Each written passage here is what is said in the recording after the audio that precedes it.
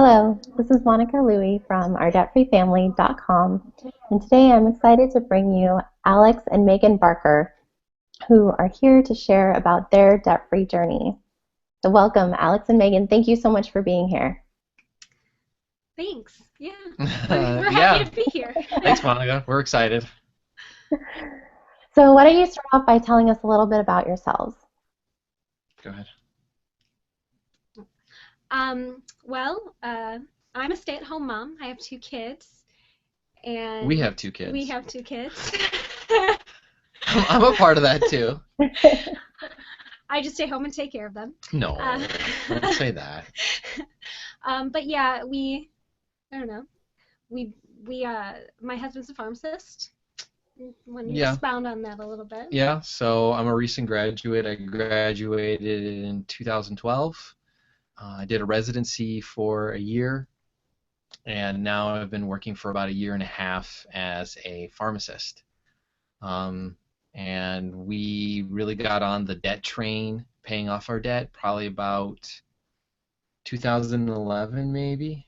Yeah, we were both still in school. Yeah, we were in school, not making any money, and we knew for a fact that we wanted to pay off debt really quickly, hmm so that we could accumulate wealth faster with our money. And so we decided that once we did start making money, that we would want to pay off debt as quickly as possible. And that's really, I guess, where all of this personal finance journey began for us. Yes. Awesome. So how long have you been married? We were married in the beginning of 2010, Yeah. So January. it's been 5 years. Yeah, 5 years. Okay. Mhm. And you have two little kids. we do. We do an 9-month-old now, and a 3-year-old. Awesome. Yeah. We have a 3-year-old and a 14-month-old. Yeah, yeah, we're pretty close. Yeah, we are pretty close. But you have a boy and a girl? Yes, we have a 3.5-year-old boy and then a 14-month-old girl. We have two girls, so they're full of attitude. I was going to You'll say see full that of next energy. So, okay, so in 2011, you decided to get on the debt-free journey. You weren't making much money, but you decided to do what you could. Yeah, yeah, we weren't making any money. We were actually living off student loans. Um, my husband I was pregnant actually. I, was I pregnant or did I just No, have Elizabeth? yeah, we had our first child when we went through a debt program, learning about how to pay off debt and how to manage money when we had our first kid. And we decided then to really have a budget and stick to it. And I think within a few months, I started my first job as a resident, and I was making $40,000 a year in that job. Yeah. And in that time frame, I don't remember exactly how much money we were able to pay off for the entire time, but I documented this that we were able to pay off $11,000 in 7 months Yeah. on a Wow. 40K salary. 40, So wow. yeah, That's we were amazing. living pretty frugally and getting as much free meals as possible. Yes. Yes, we were. Um, it was actually a very fun time in our life because we had to figure out what to get from very little. And I wasn't working at that time because I knew that if I were to start a job, it would have cost just as much money to put my child in daycare and have Right. somebody else raise her while I was working. So I just decided to stay home. And we only had one vehicle. We had sold our vehicle when Alex got his residency because we thought, well, there's really no point in having two. So, and we lived in town, so I walked a lot of places, and we lived just down the street from a thrift store. So we got to go down there, and I actually made friends with a lot of people there, and that's where I got a lot of my kids' clothes. And we Yeah. just made friends in the area. If we needed anything, we could just go and ask them if they could help us out. That's great. hmm So how much debt did you have at that time? Oh, goodness. Well, When we graduated college, I think I had about 46, 46. It was some even number. 44, 48, 46, somewhere around there. I I don't think it was remember exactly. 48. 48. I think it was 48. And I had 36. Wow. And then we had a car payment. That was when we got married. I think it was 12,000. 12,000. Well, when we first got married, yeah, we had about $12,000 left on that car. Yeah. And actually, I got off really easy. 48,000 is not a whole lot of money um, for debt for For most people pharmacy going to school. grad school. Yeah, the Yeah. average pharmacy student graduates with about $120,000 in college debt. Wow. Yeah, so I got off really easy. How did you manage that? Living frugally, working, Working. and my parents did help, which I Okay. know makes people say, "Oh, But spoiled still, brat," but He also got scholarships too. yeah, oh yeah, I forgot that. Yeah, Yeah. yeah, He got scholarships. I had scholarships too. I had 36,000. I got my bachelor's degree, and I actually got a lot of my schooling done at community college where I paid it out of pocket. So mhm. I didn't get my debt until I started going to a university, which is where I met him. yeah. So, okay, so you started your marriage together about $100,000 in debt total. Yeah, that's true when you word it like that. When Yeah. you, for the student loans and the car. And so, where are you now? How much have you paid off now?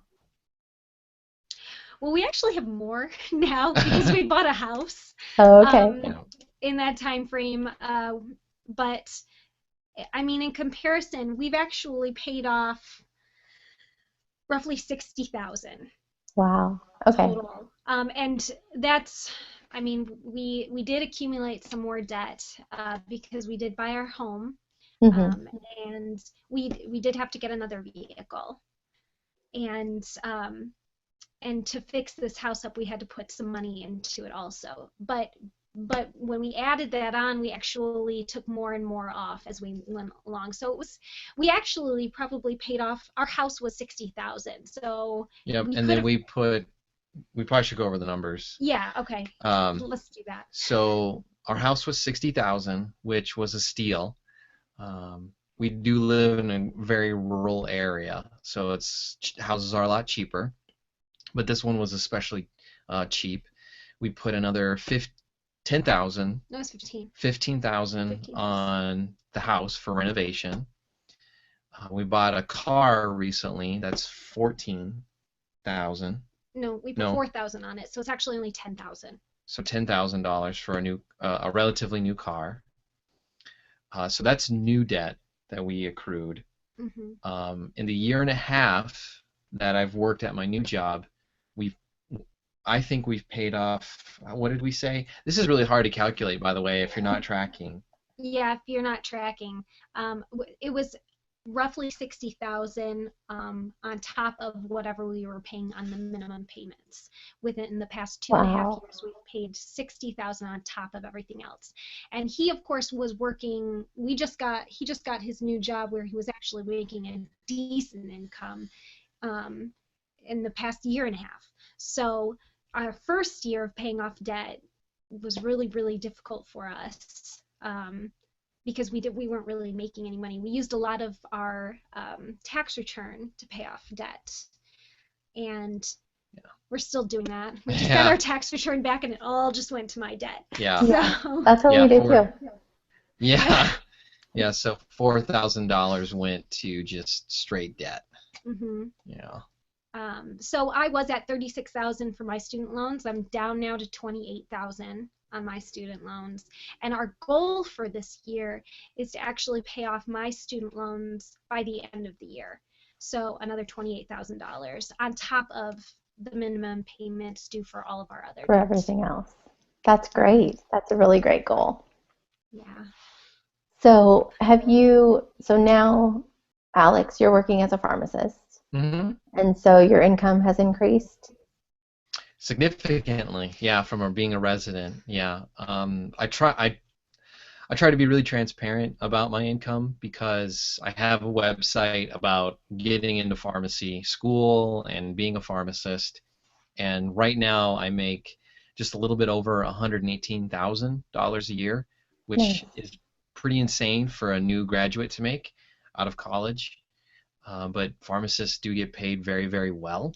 Hmm. Um, and there's pros and cons with the pharmacy industry, but it's a very, very good paying job for any new grad. Um, so I would say what we typically do with our income is the first paycheck of the month goes to bills, payments on debt, um, other things that we want to do that month, like traveling or going to see family. And then typically, doesn't always happen, but with the second paycheck, which is about $3,000, we try to put that just straight on debt. We try not to think about it or look at it or think, oh, what could we do with that money? Like I would love a new computer.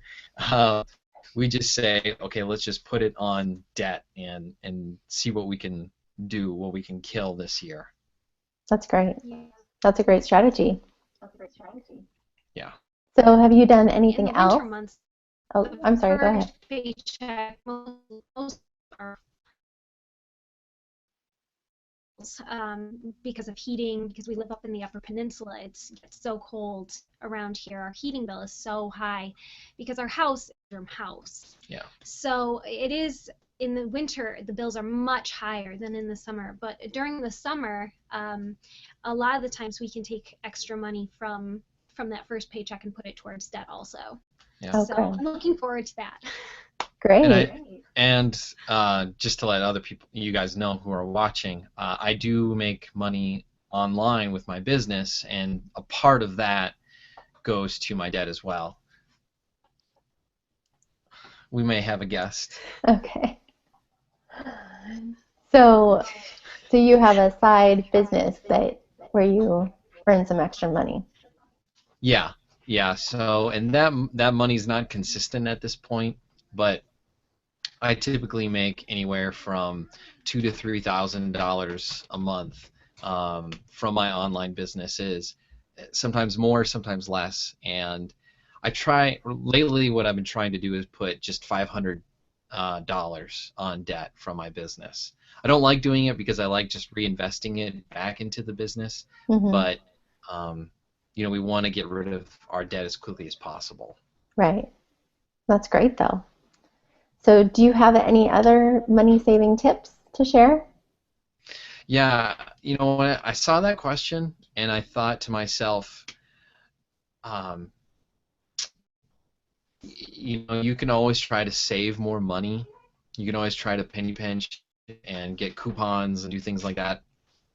But in my opinion, the best way to get rid of debt is to make more money, because then you can have a bigger shovel to get yourself, out of that pit, right? Right. Or whatever. I don't know. That was a bad analogy, but the bigger the tool, the quicker you can get the job done, right? So Right. my philosophy has been, let's have a budget, let's stick to it, but if we can focus our efforts on making more money, then we can get more progress. We can do more things. Quicker. So that's really my best tip, honestly, is to try to do whatever you can do to make money, whether it's mowing lawns, picking up a second job, do whatever it is you can do to get that extra cash flow. Yeah, and we have been. He does make. Yeah, I just talked about that. Yeah. Okay. Okay. Sorry. Sorry.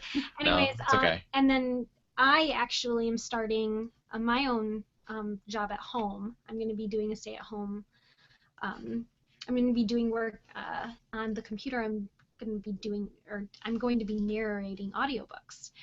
So that's something I'm going to start. I just started actually, and that's another way to shovel us out a little bit.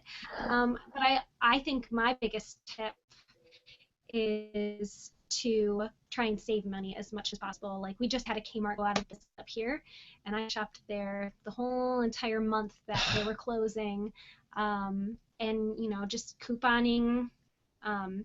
And making a list before you go grocery shopping, so you try and buy the cheapest things but get everything that you need.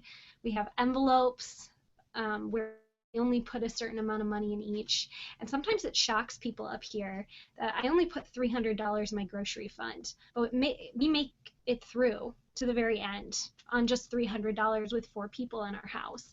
And I can tell you, my mother-in-law, she's just like, what? I have like $600 to $800 in my grocery fund, and that's just for 2 people. But if I always say meat is the most expensive thing, and if you use it not as your main course, you fill up on breads and rice and noodles and cheaper vegetables, and you just have a little bit of meat on the side. It's actually healthier for you, and you're saving a lot of money in the long run. So. Wow, great tips. Thank you for sharing that. Yeah. So if someone is watching this and thinking about getting started on their own debt-free journey, what would you say to them? Well, if you're married, you better have both people on board, because if one of you isn't, there's going to be a lot of tension in the household. I think at times both of us have fallen off the bandwagon. Yeah. For example, last month after Christmas, we kind of went on expenditure overload. We bought a lot of things. We bought a new car. We're like, oh, let's just keep buying stuff. And we fought actually a few times about money and about we need to get back on the budget, and it was just difficult. So my thing would be for married couples would be to make sure that you're both agreeing upon what kind of budget you want to have and what your goals are for your money. Because if you don't, then your money's just going to rule you, and you're going to be spending probably out of control. Anything to add? I think that a lot of people look in this day and age as there's just no way I can do that. Like, I can't set up a budget. I'm not disciplined enough. I think the thing that I would say to somebody who's just starting out is you can do it. It's so hard, but you can do it. You just have to be disciplined for the first couple of months and almost try and make a game out of it. Like, I bet you I can spend less than you this month. That doesn't normally happen. But, I mean, if you make a game out of it, if you make it fun. I would win that game. You would really win that game. I would win that game every time. But I think that's the biggest thing is we live in an area where, I mean, in a world actually where we can easily get what we want when we want it, and we have that mentality now. If I want it, that's fine. I'll open up a credit card and I will buy that because I want it and I want it now. Well, it's just delaying gratification.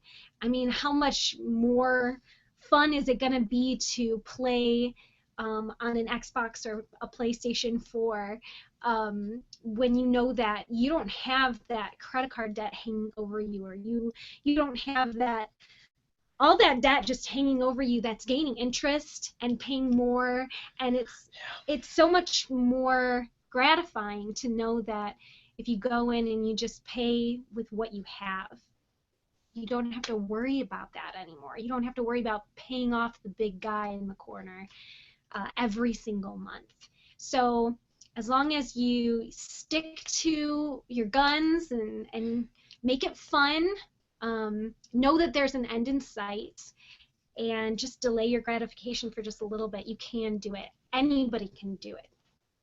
Great, thank you. I really like that, making it a game and make it fun. I like that idea. That's really great. So lastly, what is the best part about being on a debt-free journey? Probably the end, but we're not there yet. Um, you say the end. I like living. Honestly, my favorite part was when he was only making 40,000 a year and I was staying at home with my little girl. When we were making the least amount, I saw the most progress and I saw our relationship grow a lot more.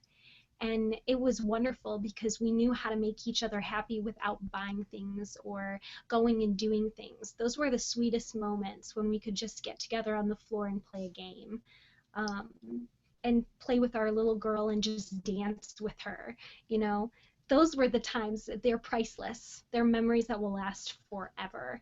And I tell him too, if you don't like your job and you don't want to make the amount of money you do, I don't mind going back to just making $40,000 a year and paying the minimum on everything and just trying to save up because that was the most fun for me. And I loved it. I loved every second of it. Nothing to add to that. That was good. That was good. That's great. Thank you for sharing that. No problem. Any closing thoughts? Anything else that you wanted to add? I think what you're doing is really awesome. Keep spreading the message of helping people pay off their debt so that we can have that financial independence that I think we're all trying to go after. So keep doing what you're doing. Yeah. Thank Yeah. you. And I think that if I could just add one more thing, I know I have a lot to say already, but um, the more you pay off and the more you realize you're out of that bondage, of debt, the more you want to give to other people and you want to help other people out of that, just that net we're all under pretty much. And that's a beautiful thing too, to see giving in everything, even though you don't have a whole lot. This is what you're doing. You're giving other people hope, and you're giving other people a message that there is the light at the end of the tunnel and of this huge darkness. And I think that's wonderful that other people can see that too, that they don't have to be in that darkness forever. Thank you. Thank you very much. And you're helping to spread the message by sharing your story. So thank you very much for being here today. I really appreciate you guys opening up and sharing your story with us. Yeah, no problem. Thank you. It was fun. Yeah. Thank you for having us. If you would like to hear more stories of people taking control of their money and getting out of debt, be sure to visit our DeFreeFamily.com. I share my family's debt-free journey, including how we have paid off $65,000 of debt in 11 months on a single middle-class income. Go check it out, and thanks for watching.